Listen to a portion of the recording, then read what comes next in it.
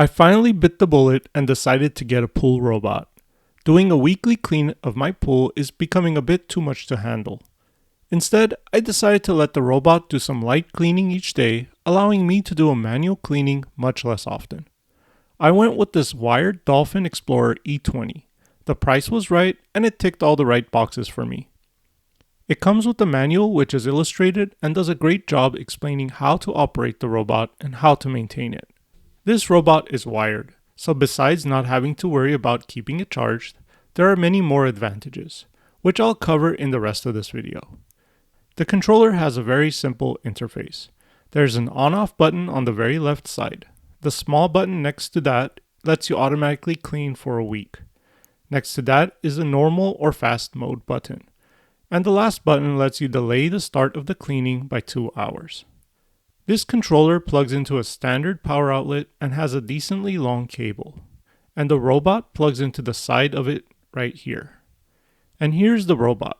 It's very lightweight and has a handle so you can pick it up very easily.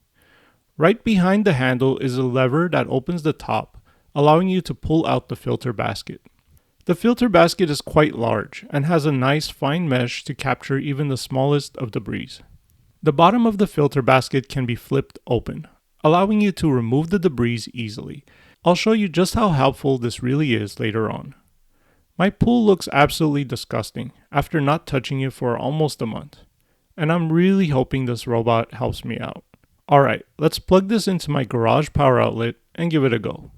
Because this is a wired robot without a huge heavy battery inside, it's very lightweight and easy to handle. After dropping it into the pool, it fills up with water slowly and submerges down to the bottom of the pool. I'll go ahead and turn it on and set it to run each day for the next 7 days automatically on its own. After a few seconds, the robot comes to life and begins to ride along the bottom of the pool floor. It does a great job picking up all the black rooftop dust that the rain washed down into my pool. With its powerful motor, it creates a lot of suction, and it has absolutely no problem sticking to the side of the walls and carrying itself up. However, it does not climb steps, but honestly, I was not expecting it to. I still plan to do a manual cleaning of the pool every once in a long while, so that's not a problem for me. Every week or so, I pull the robot out and clean the basket inside. It's got a very large basket, so I never run into the problem of it overfilling. And as you can see, it can capture everything from large leaves down to the smallest dust particles. And here's how easy it is to clean all of this out. I simply swing the bottom of the basket open and hold a hose over the top to wash it all out. With the decent water pressure from the hose, it ends up looking like new in just a minute or so. I think this is a very good pool robot. It has run reliably for a few months now and helped me relax and not have to worry about my pool each and every week.